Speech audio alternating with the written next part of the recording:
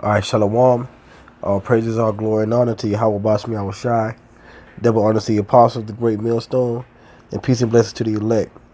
I have another edition of The Mark of the Beast, and I have an article from collectiveevolution.com. And the headline reads, "No longer a conspiracy. Reporter shows us the convenience of an RFID microchip implant." And this is dated June 2nd, 2016. All right, so as you can see, it's June, and like the headline reads, it's no longer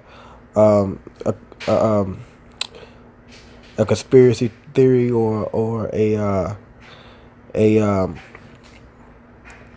how you say it's no longer a nut job thing. But this RFID microchip is slowly and surely becoming mainstream. Okay, and there's more and more articles coming out daily on the information pertaining to this chip. Okay, and you can see in the image here. Here's the image of the mark of the beast right here. All right, this small tiny microchip. And we've been pushing this for years, that more and more people are going to start seeing the convenience of these things, and eventually it's going to be pushed mandatorily. Okay, so I'm just going to get into the article. I'm not going to get too much into a rant or be too long, but it says here, for years believed to be yet another crazy conspiracy theory, human microchips are now making their way onto the market.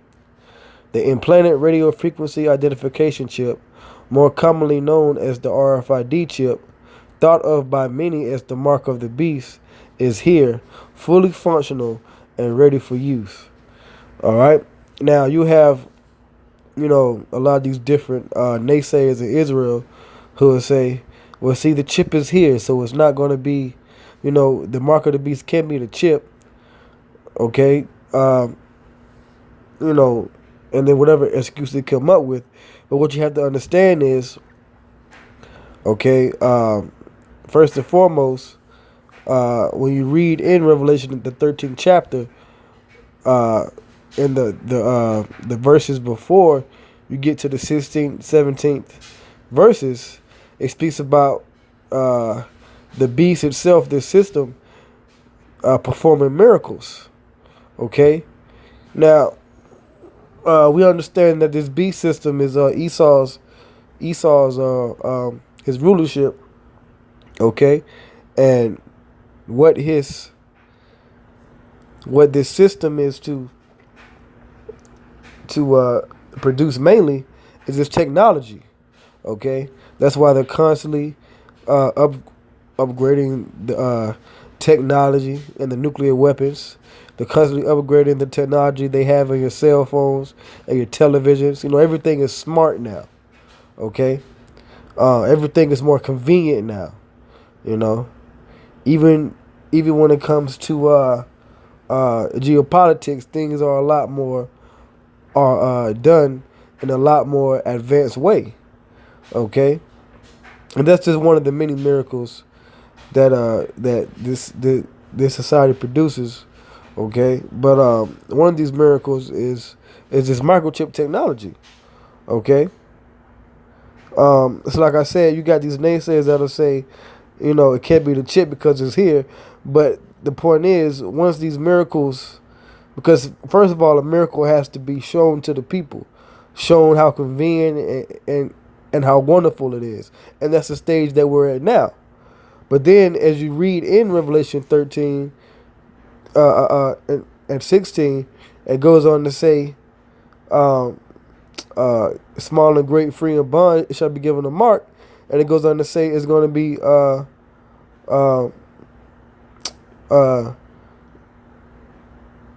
mandatory, basically.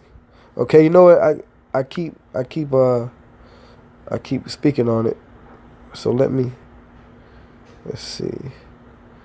Matter of fact, I was just there. Let's go to. I don't know why it won't let me. There we go. Revelation the 13th chapter. And let's go to Revelation 13 and 14. It says, and deceiveth them that dwell on the earth by the means of those miracles which he had power to do in the sight of the beast. Speaking about Esau. Okay.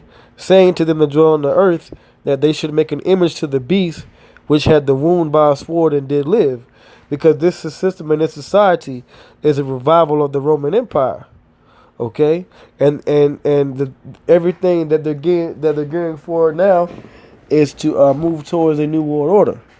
Okay? And anybody that doesn't accept this new world order, okay, after you see, because you see all these different terrorist attacks and things happening worldwide that they're setting up. If you don't adhere to the rules of this so-called new world order, they can kill you. Okay. So it says that he had power to give life unto the image of the beast, that the image of the beast should both speak and cause that as many as would not worship the image of the beast should be killed. Like I said, it says, and he causeth all, both small and great, rich and poor, free and bond, to receive a mark in the right hand or in the foreheads. Right now, I think I missed it. Let me see. Right, back up in verse 14, it talks about those miracles. Esau got plenty of miracles that he's been putting out here in the last decade or so, 5-10 years, that just shows you how he has the power. Okay? And one of those miracles is going to be causing all people all over the world to get this mark. All right? So, once they make it convenient for people to use, then they're going to make it mandatory. And that's the point that I wanted to thoroughly get out before I continue in this article. All right? Because, you got these naysayers in Israel that just think that Esau's going to come with something totally out of nowhere, But it's not something that we haven't been already introduced to, so to speak. This chip, according to scripture and according to prophecy, is the mark of the beast. So let me continue on in the article. Salakia.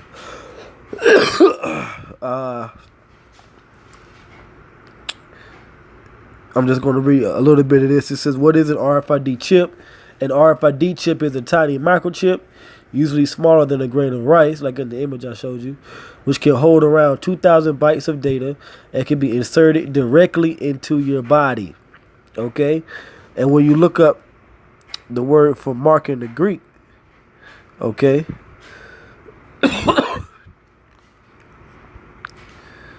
All right, the word for mark in the Greek, let's see if I can make this a little bit bigger.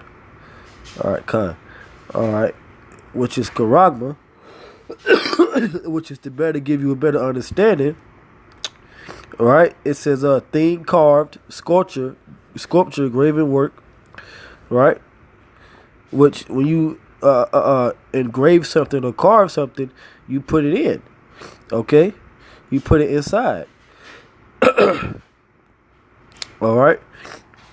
So matter of fact, let's see if we can get the root word for this, which is karax, which is a pale or a stake, a palisade, which, like, if you ever set up a tent, you take a pale or a stake and you like you take a mallet or a hammer and you drive it into the ground. Well, that's the same method that an RFID chip is inserted into your body through like a needle, and is driven under your skin. Okay, so that's the main point here. Okay, so back in the article it says it serves virtually the same purpose as a barcode or magnetic strip on the back of a credit card and provides a unique identifier to that object. That's where you get the Matter of fact, in verse 17 it says, "And that no man might buy or sell, save he that had the mark," like it mentioned the credit card, right? That's buying and selling, "or the name of the beast, or the number of his name. Here is wisdom. Let him that hath understanding count the number of the beast, for it is the number of a man, and his number is 666." And if you're privy to the true understanding of barcodes, the two lines at the end and the long lines in the middle, they represent threes and sixes. Okay, is two long lines, which is two threes, which is six. Another two lines, which is two threes, which is six, and then another two lines, which is two threes, which equals six. All right, and that's how they present this number through this RFID chip. Okay, so it says, in the same way that a barcode or mag strip must be scanned in order to receive its information, the part of your body carrying the RFID device must also be scanned to work. Lucky, just Satan. So for this is here. It says, "This device purports to take convenience to another level, surpassing the current cell phone technology, which allows us to quickly pay for a cup of coffee or grab an Uber." Okay, so no, the cell phone, although it does utilize NFC and RFID technology, that's not the mark of the beast. The mark of the beast is once it's inserted into your body and you take it willingly. Okay? Salakia. It says, in the near future, the RFID chip could allow us to do the same without ever needing to without ever needing to carry around any cash, credit, or debit cards. All this financial information could be accessed directly from your implanted RFID chip. All right, now it's going to get into some statistics. It says, as of last October in the U.S., all right, October 2016, it says 1 in 5 payments at Starbucks were made through the company's mobile app. And according to eMarketer, in 2014, America spent more than $3.68 billion using tap-to-pay technology. In 2015, that number reached $8.71 billion, and by 2019, it's projected to hit an astounding $210.45 billion.